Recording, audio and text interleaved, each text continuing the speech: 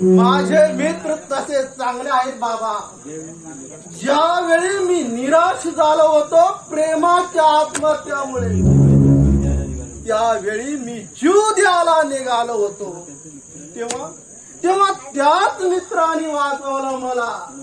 म्हणून म्हणतो बाबा, माझ्या मित्राबद्दल कुणी वाईट बोलेला मला कळणार नाही. म्हणजे मी तुझा कोणीच नाही की काय? नाही कसे, तुम्ही तर माझे बाप आहात. बाप, वडील, जन्मदाते आहात तुम्ही.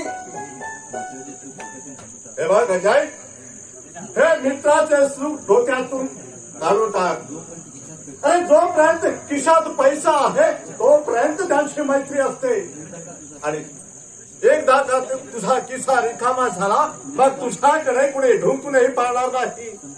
अरे संकट काळी कुणीही धावून येणार नाही. माझं ऐक अजय, अरे या नसली मित्रापासून शक्यतो दूर राहण्याचा प्रयत्न कर. आणि एक चांगला माणूस म्हणून जगायला शिक. बाबा, माणूस जन्मातच काही दुर्गुणाचा लेणा घेऊन जन्माला येत नसतो, पण त्याचा अधपात व्हायला त्याची जवळचीच माणसं कारणीभूत असतात. माझं हे अधपतन व्हायला खरे कारणीभूत तुम्ही आहात बाबा. तुम्ही उगाच काहीतरी बनवू नका सजाय. उगाच बरडायला अजून मला वेळ लागला नाही. एक तुम्ही प्रतिष्ठित व्यक्ती आहे. या गावात तुम्हाला लोक सापी म्हणून ओळखतात. असंच म्हणायचं आहे ना तुम्हाला? अलबत्त. वा वा बाबा वा. प्रतिष्ठा, धनदौलत ह्याचीच आजपर्यंत पूजा करीत आलात तुम्ही. त्या बाहेरचा जग तुम्हाला कधी दिसत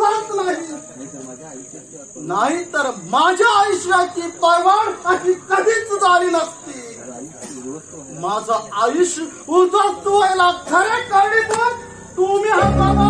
तुम्ही अजय, अरे माझ्यावर तुझा वाईट रोष का आहे हे कळलं आहे मला. अरे त्या प्रेमा नावाच्या मुलीशी तुला लग्न करायला संमती दिली नाही म्हणून तुझा राग माझ्यावर आहे ना. पण अजय, ती आता गेली नाहीशी झाली. आत्महत्या केली तिने तुमच्यामुळे. अजय, एक वेळ तुम्ही आमच्या लग्नाला संमती नाही दिली असती तरी आम्ही तुम्हाला काही म्हटलं नसतं. पण माझा अप्रोच ती मला भेटायला आली असताना तुम्ही तिला तोंडावर नको नको ते बोलून तिची निर्वाचना केली. तो आघात तिला सहन झाला नाही म्हणून तिने या जगाचा निरोप घेतला आहे. तिच्या नाशाला खरे कारणीभूत तुम्ही आहात बाबा. तुम्ही. हा तुझा गैरसमज आहे अजय. अरे तिच्या मृत्यूला मी कारणीभूत नसून ती तिच्या स्वतःच्या कर्माने मेली आहे. चूक नाही बाबा. माझी प्रेमा स्वतःच्या कर्माने गेली नाही तर तुमच्या वृत्तीने गेली आहे. तुमची ही श्रीमंती, तुमचा हा पैसा, तुमची धनदौलत तिच्या नाशाला कारणीभूत ठरली. तुमच्या ह्या बऱ्याच जावायच्या अहंकाराने तिचा बळी घेतला आहे. आमचं प्रेम वृक्ष तुम्ही कायमचा तोडून टाकलात बाबा. कायमचं तोडून टाकलात. हा नाहकार करतोय तू माझ्यावर. तिचा गुन्हा इतकाच होता की ती गरीब होती. तुमच्या धनवनाच्या घरात ती तुमची सून म्हणून शोभली नसती. माझं अपरोक्ष मला विसरून जाण्याचं तुम्ही तिच्याकडून बळजबरीने वचन घेतला. माझ्यावरील निश्चित प्रेमामुळे तिने या खऱ्या प्रेमाला तिलांजली देऊन मला विसरून जाण्याचं वचन दिला तुम्हाला बाबा. वचन दिला. तिने खऱ्या प्रेमासाठी त्याग केला आणि ती जिंकली आणि मी कायमचा पराभूत झालो. आता मरण येत नाही म्हणून जगतोय मी कणाकणाने जिजून भरण्यासाठी. अजय, आता तिच्या विराहाने व्याकुळ होऊन अरे तुझा सुंदर जीवनाचा असा अंत करू नकोस. हे बघ, जीवन हे जगण्यासाठी असतं. अरे माणसाच्या जीवनात सुख दुःखाचे चढ उतार हे येतच असतात आणि त्यातून सारून पुढे कसं जावं हे ज्याचं त्याने ठरवायचं असतं. दुसऱ्याला उपदेश करणं सोपं असतं बाबा. ज्याच्या कांजावर आघात होतो माणूस आयुष्यभर प्राणांतिक वेदनाने तळमळत असतो. माझ्या प्रेमाला या जन्मी तरी मी विसरणं शक्य नाही बाबा, विसरणं शक्य नाही. प्रेमा प्रेमा प्रेमा अजय, हा प्रेमाचा जप वेळीच बंद कर. अरे अरे तुझी प्रेमा गेली मेली या जगातून ती कायमची गेली आहे. तेव्हा तू तिच्या नावाने कितीही डाव फोडलास तर ती परत जिवंत कधीच होणार नाही. म्हणून म्हणतो अजय, अरे ते एक स्वप्न होतं असं समज आणि एका चांगल्या मुलीशी लग्न करून अगदी सुखाने संसार कर. दुसऱ्या मुलीची मी कल्पनाच करू शकत नाही बाबा. मी तिला विसरणं शक्य नाही बाबा, विसरणं शक्य नाही. अरे पण तिला विसरून न जाण्यासारखं असं काय होतं तिच्यात ते तुम्हाला सांगून पटणार नाही बाबा. प्रेम प्रेम या अडीच अक्षराचा अर्थ तुम्हाला कधीच कळणार नाही बाबा. मी जर दुसरं लग्न केलं तर मी प्रेमाचा विश्वासघात ठरेल. तिची जागा दुसरी मुलगी घेणं शक्य नाही.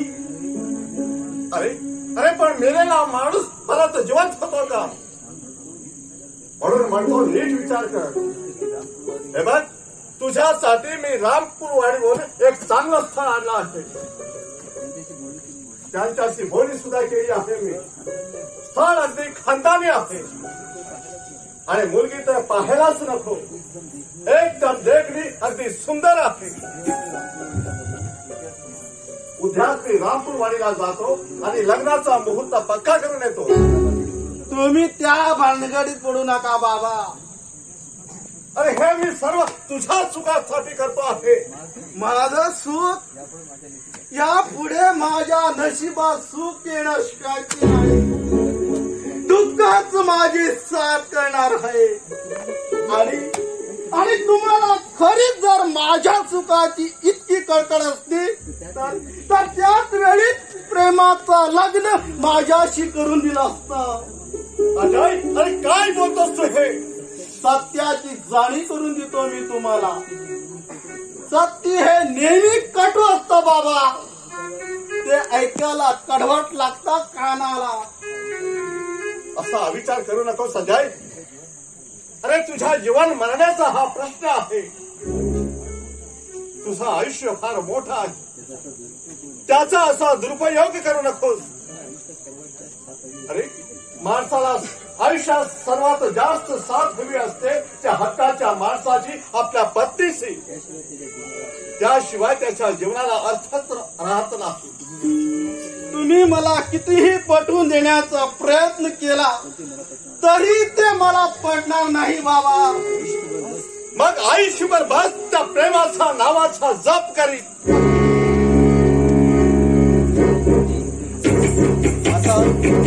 आता तेच उरलंय माझ्या नशिबी. माझ्या जीवनाच्या आशेची खळी माझ्या प्रत्यक्ष जन्मदात्यानं उमळण्यापूर्वी ती खोडून टाकली. निर्मल झाल्या त्याचं. आता उरलंय ते फक्त अश्रू, दुःखाचे अश्रू, दुःखाचे अश्रू.